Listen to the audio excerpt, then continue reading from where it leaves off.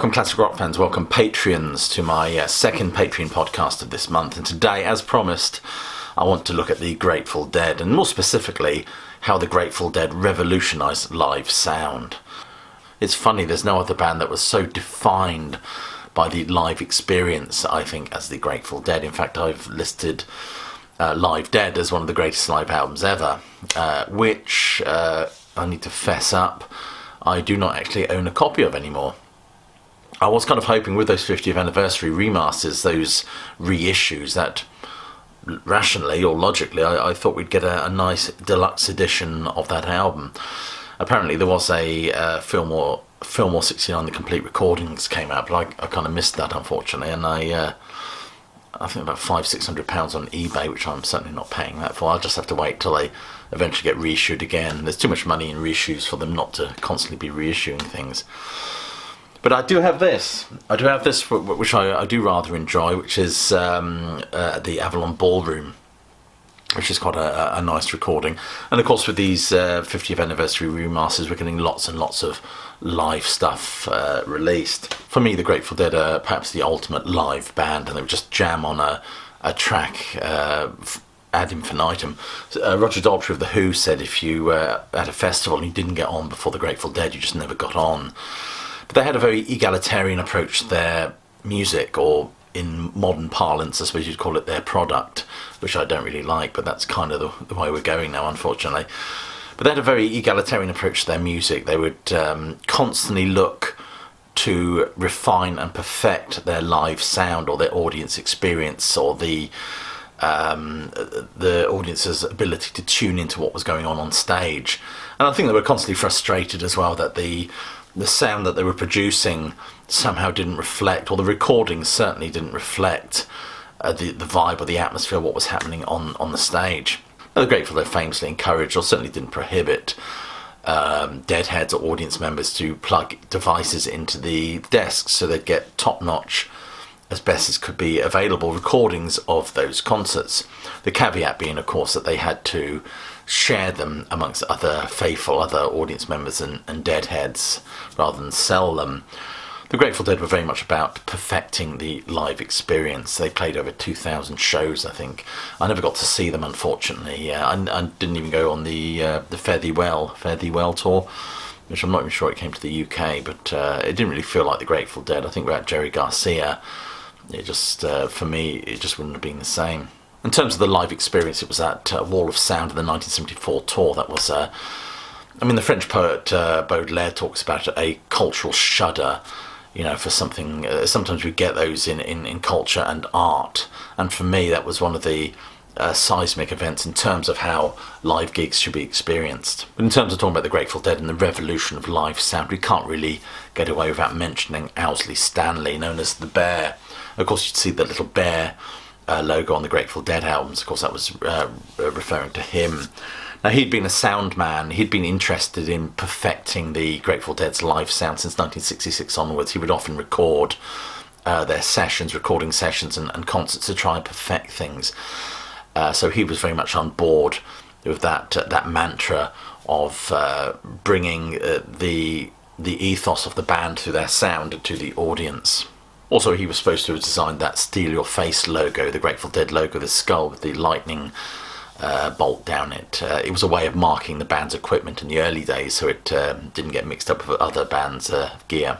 However, it's not just as a sound engineer that he's famous for. He was also responsible for cooking, being a chef of very high-grade pharmaceuticals, specifically LSD, making him a kind of counter-culture hero. This was very much part of the time. I think I've read somewhere, I could be wrong here though, without checking my references, that there was a lot of turkeys that were dedicated to for the Monterey Pop Festival. The Grateful Dead were there, of course, but now these turkeys were cooked and made into sandwiches and given out to the audience, but the sandwiches were actually laced with LSD. I must admit I have rather mixed feelings about giving people substances that they're unaware that they're taking, but that's a different moral issue altogether.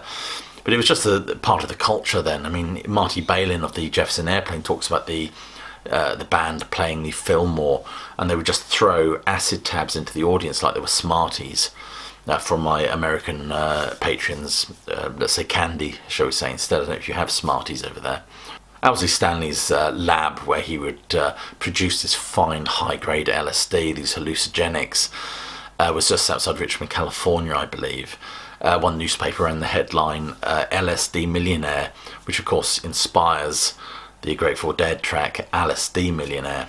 But of course, high-grade pharmaceutical production was a somewhat nefarious career, which did land Owsely Stanley a prison sentence, a jail sentence. He did 2 years, finally being released in 1972. But when he was released, he got to work with fundamentally revolutionising and producing, improving the Grateful Dead's live sound, the live experience. Hence we get the wall of sound. What he did is he created a wall of speakers. Now each instrument on that stage would have a wall of speakers. This created, it wasn't so much about volume, it was about crystalline and clear sound. That was the mantra. And of course he put all the speakers behind the band, which seems very, very common these days, of course, but it was so that the band could faithfully hear what they were playing. On-stage monitors at this time were very much in their infancy. But of course the problem with putting the speakers behind the band is the feedback. He got round the feedback by having 2 microphones, so they kind of fed around each other really. One would be for recording the vocals, and one would be capturing the ambient sound on stage. He wasn't alone in creating this system. He had help from company, if I refer to my notes, Alembic, but also he had support from the Grateful Dead's own sound engineers, namely Danny Healy and Sparky Raisin, who would also contribute to this ingenious monstrosity. Also, each microphone had a volume control setting, so the band could, virtually mix the sound as they were playing. Lots of contemporary reviews talk about how clear and how perfect the sound was. It did come with a downside though. Of course, it was incredibly heavy and cumbersome. It took all day and virtually all night for them to build it up and then take it down again and transport it. Lots of logistic issues as well. But nevertheless, when they did play live, it was worth it. It produced 120 decibels of crystal clear sound. After the 74 tour, of course, the wall of sound was actually dismantled. It was never ever reassembled, as far as I understand. But the Grateful Dead take a brief hiatus from touring. But it was during this period that obviously the understanding was that this wall of sound had put down a blueprint of how things should sound. And by the time they hit the road again, I think probably about 76, there were massive improvements in terms of sound production and the concert experience.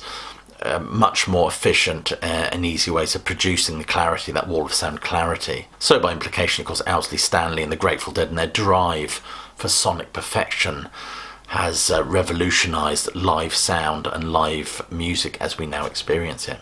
Even that method of using those 2 microphones on stage to cancel out a lot of the unwanted noise has now been revolutionised and perfected in what we call noise cancelling technology. I had a comment on one of my videos saying this guy's knowledge of this stuff is second-hand.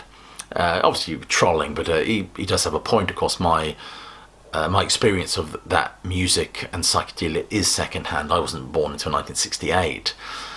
However, that doesn't mean that what I do understand and know about this from all the books I've read and the research I've done should be just discounted for that reason.